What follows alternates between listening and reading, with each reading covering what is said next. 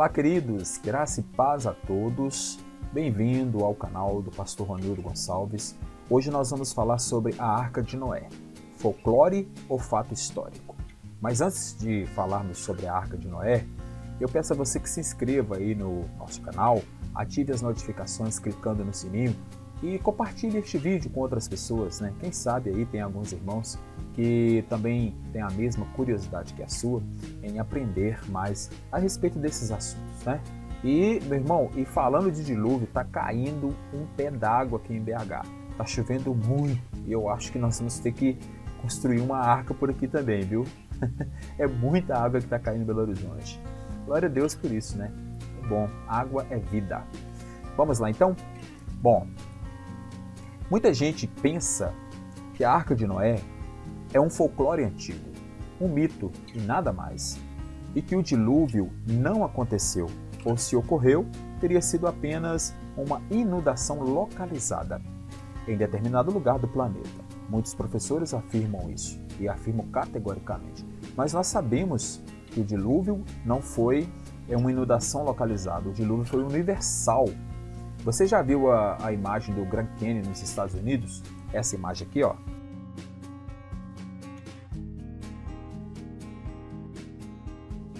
Tá vendo a quantidade de evidências que existe sobre a face da Terra?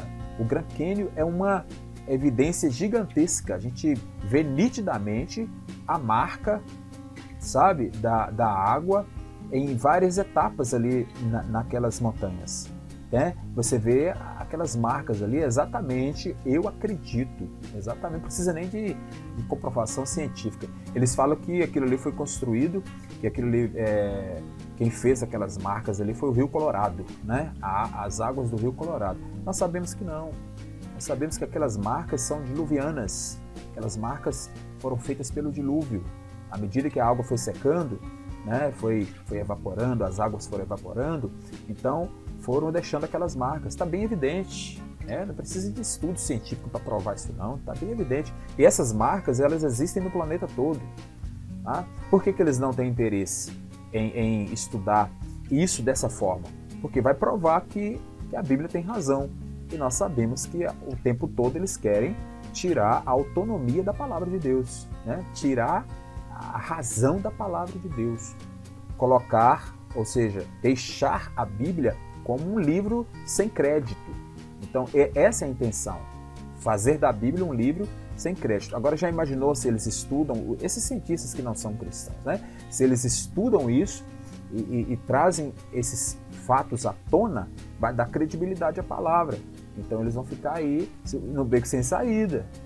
Mas eles não fazem isso exatamente porque eles não querem dar credibilidade à palavra, e porque eles não querem dar credibilidade à palavra, eles não têm interesse em confirmar esses fatos bíblicos sobre o dilúvio, que é o assunto deste vídeo. Bom, a pergunta de hoje é: existiu mesmo um dilúvio universal e uma arca que abrigou seres humanos e animais? Existem evidências que apoiam o relato bíblico? Vejamos. Evidências de que o dilúvio foi um fato. A.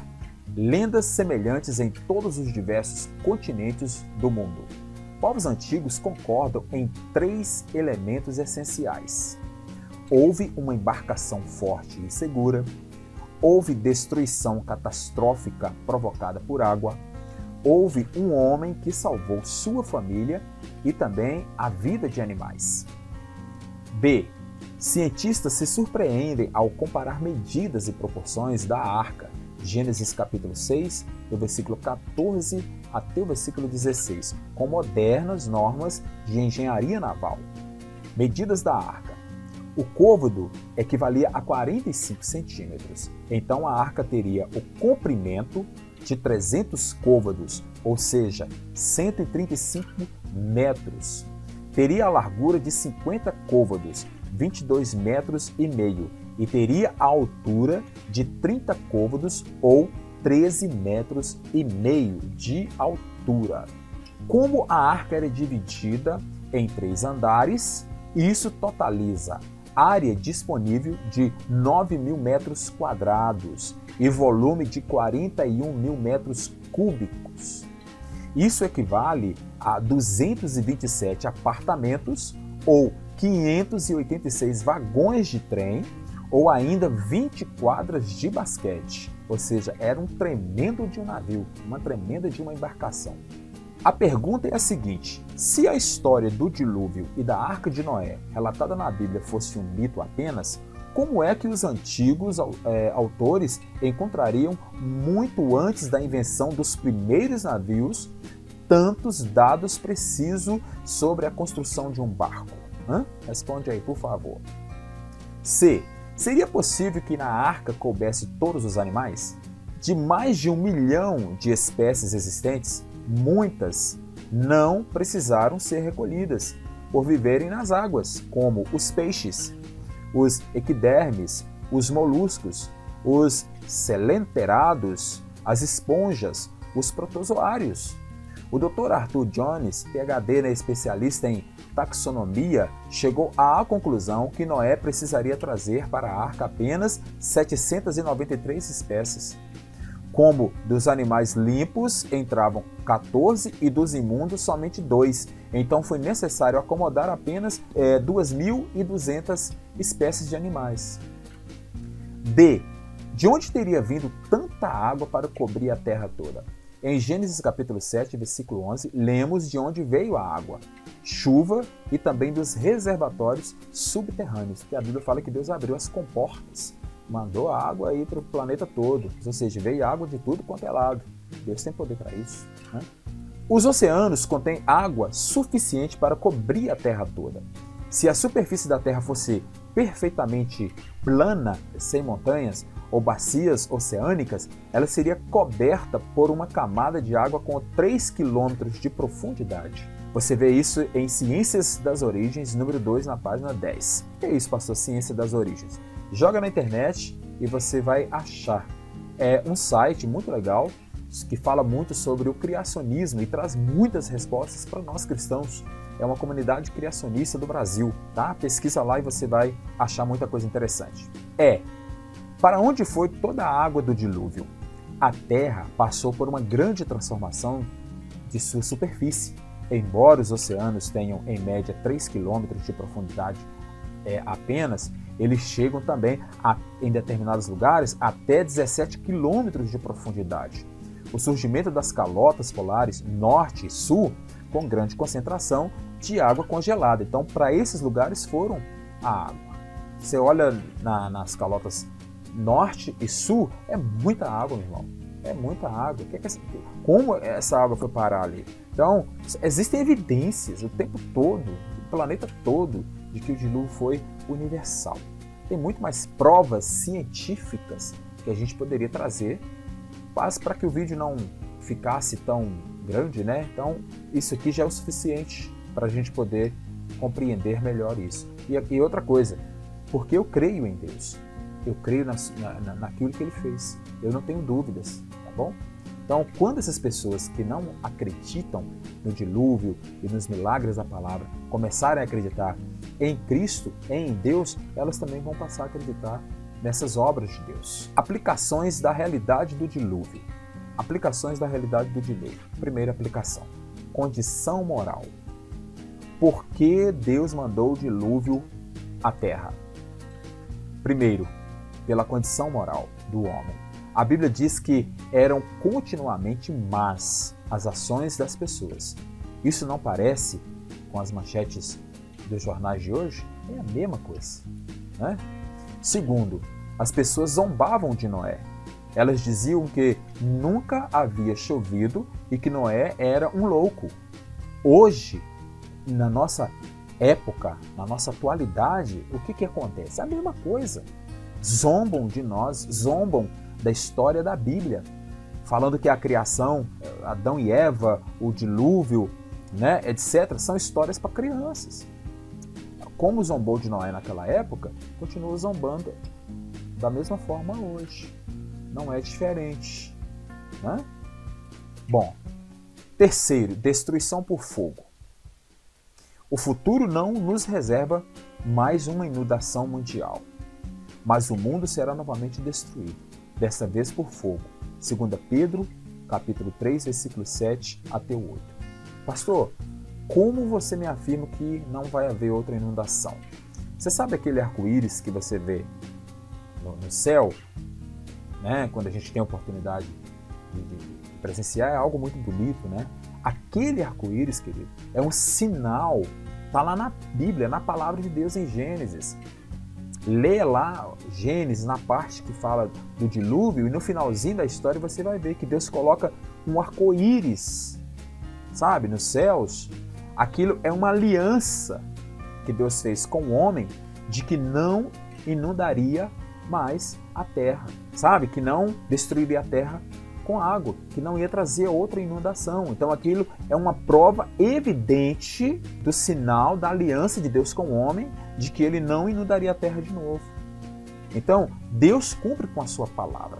Só que em 2 Pedro, no capítulo 3, versículos 7 e 8, ele deixou bem claro que vai haver uma outra destruição. E essa destruição será por fogo. Assim como Noé avisou que iria vir uma destruição por água e ninguém acreditou, hoje nós cristãos estamos avisando. Se você está vendo esse vídeo e você não acredita, meu amigo, é melhor você começar a acreditar, porque é uma realidade, vai acontecer. A primeira destruição foi por água, a segunda destruição por fogo. Leia, analise, estude, né? Zombam de nós da mesma forma, não acreditam naquilo que a gente fala, mas vai acontecer. Porque a palavra de Deus, ela é fiel e ela é verdadeira. E a Bíblia diz que quando Deus lança a sua palavra, ela se cumpre. Porque Deus é Deus. Se Ele falou, vai cumprir. E é melhor você acreditar. Não por medo, sabe? Mas acreditar porque você precisa de Cristo para entrar na glória. Sem Jesus não tem como você entrar no céu. Sem Jesus não tem como você ficar livre de toda a maldição que está para vir sobre a face da terra. Somente com Cristo. Somente em Jesus Cristo.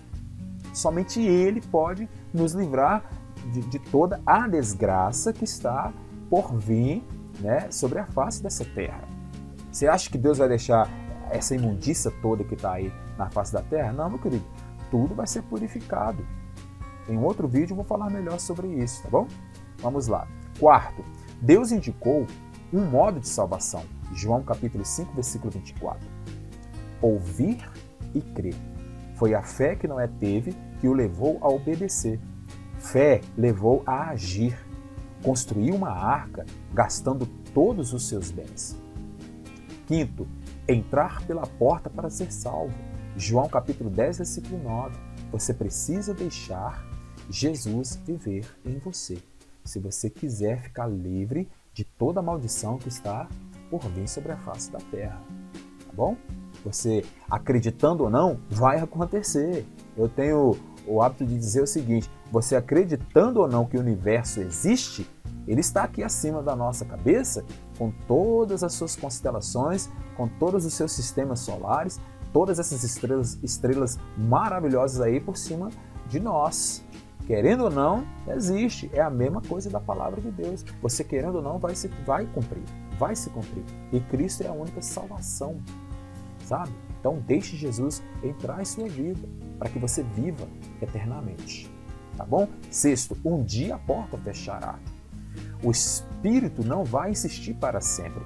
Chegou o dia que Deus fechou a porta da arca e a oportunidade se foi para aquele povo que não acreditou, que zombou de Noé.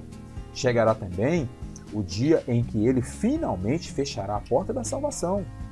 Quem estiver dentro estará salvo. Quem estiver fora, infelizmente. E desde já há muito tempo, né, desde quando o Cristo foi levado aos céus, os discípulos dele começaram a anunciar o Evangelho, e o Evangelho está sendo anunciado até hoje, e parece que passou-se muito tempo, né? Não, para Deus, um dia é como 1000 anos, 1000 anos é como um dia. O tempo para Deus é muito relativo, entendeu? Para nós parece uma eternidade, mas para Deus não, querido. Então, o que para nós parece, como eu já disse, uma eternidade, para Deus foi como se fosse ontem. Tá joia? Então o nosso tempo não é igual ao tempo de Deus. Deus é eterno. Então Ele sabe de todas as coisas, Ele sabe do que vai acontecer. E nós não, nós vivemos um dia de cada vez, pedindo a misericórdia dEle para vivermos mais. Entendeu? Então, as coisas para nós passam numa velocidade totalmente diferente que para Deus. Para nós é mais lento, para Deus não. Então, não tente compreender essas coisas. Só aceite Cristo em seu coração, sabe? Viva uma vida de fé, de santidade, de amor, de prática da palavra. É difícil? É difícil. Mas com Cristo, sabe? No barco, tudo vai muito bem. Né? Tem uma musiquinha antiga para criança que fala, né? Que quando Cristo está no barco, tudo vai muito bem. Beleza? Então vamos lá. Conclusão. Embora não tenhamos todas as respostas para o desastre mundial do dilúvio e da Arca de Noé, vimos que a história bíblica é muito plausível do ponto de vista técnico e é aprovada com seriedade nos grandes testes que possam ser aplicados. As pessoas que estudam a Bíblia podem confirmar seu poder em revelar com seriedade os mistérios do passado e dar interpretação para os acontecimentos do presente e do futuro. Amém, querido? Se você gostou desse vídeo, mais uma vez eu te peço, clique em gostei, deixa aí o seu like, se inscreva no canal clicando na barrinha vermelha que está aqui logo abaixo e assim que você clicar, vai aparecer um sininho, clique nele, ative, para quê? Para você continuar recebendo mais vídeos como esse. Bom, Pastor Manildo agradece em nome de Jesus e eu espero trazer mais coisas legais, mais vídeos interessantes aí para poder abençoar o seu ministério e a sua vida com Cristo. Um forte abraço, fiquem todos na paz, fiquem todos com Deus, até o próximo vídeo. Tchau!